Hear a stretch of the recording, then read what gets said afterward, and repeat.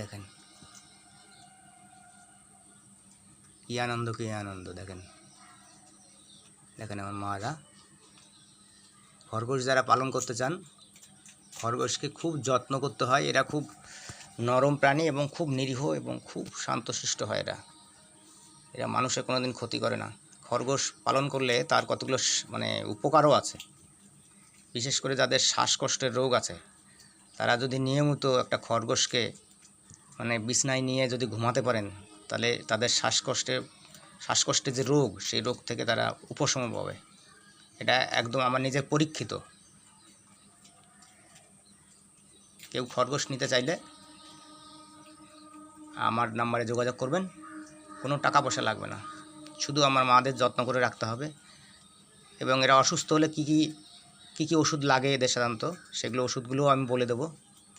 কেউ যদি বাড়িতে নিয়ে এদেরকে যদি খুব যত্নে রাখতে পারেন, আমার সঙ্গে কথা বলবেন, আমি দিতে পারবো। তবে দুটো জিনিস থেকে সাবধান, বিড়াল এবং কুকুর এদের দেখলে এদেরকে মেরে ফেলে। তবে ও তো দুটো জিনিস থেকে সাবধানে থাকতে হবে। দেখেন এই যে আমার বড় মারা, দেখেন বড় মাদা পরম আনন্দে সকালবেলা কলমি শাক খাচ্ছে। কী সুন্দর দেখেন একটা মা। মানুষকে যে কত প্রকার আনন্দ দেয়, সে আনন্দের ভাষা আমি এখানে ব্যক্ত করতে পারবো না।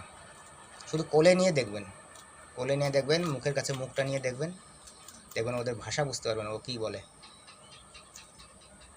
দেখেন এটা চার পায়া পশু, এদেরকে খাওয়ালে ভগবান ভালোবাসবে, ভগবান ভালোবাসবে। মানুষের খাওয়ালে মানুষ আপনার পেছনে বদনাম করবে, আপনার বিরোধিতা করবে, হ্যাঁ আপনার যত প্রকার আছে নষ্ট করা যায় সব করবে। কিন্তু এরা দেখেন, এদের খাওয়ালে ঈশ্বর খুশি হবে। দেখেন দেখেন আমার মারা কি, দেখেন এই দেখেন মারা। হ্যাঁ শুধু কোলে নিয়ে দেখবেন যে কী আনন্দ। অনেক ওষুধই লাগবে না। যারা মেন্টাল ডিপ্রেশনে ভুগছেন তাদের কোনো ওষুধই লাগবে না। এই মানে এর একটাকে শুধু কোলে নিয়ে শুধু একটু মুখের কাছে নিয়ে রাখবেন, দেখবেন যে ওই ব্রেনের যে মানে ইমেজগুলো, সেই ইমেজগুলো দেখবেন যে একদম এটা টনিকের কাজ করবে। টনিক এগুলো আমার কথা কেউ বিশ্বাস করবে না, কিন্তু পরীক্ষা প্রার্থনীয়।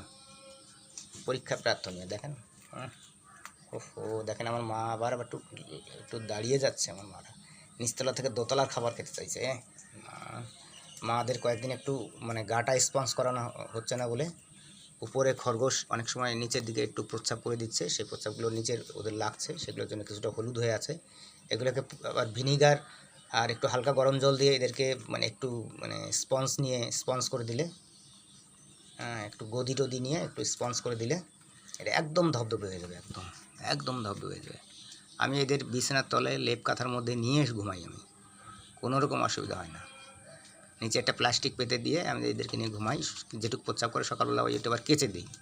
দেখেন আমার মাদের কি অপূর্ব দৃশ্য। দেখেন ও আমার মা, আমার সোনা রে, আমার জাদু।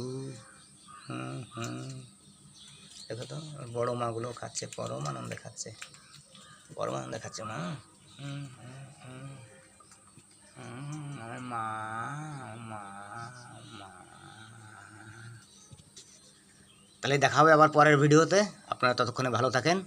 কারো খরগোশ যদি লাগে, কেউ যদি পশুকে ভালোবাসেন, আমার নাম্বারে কন্ট্যাক্ট করবেন। আমি শহরের মধ্যে থাকলে আমি পৌঁছে দেবো, মালদা শহরের মধ্যে থাকলে আমি পৌঁছে দেবো।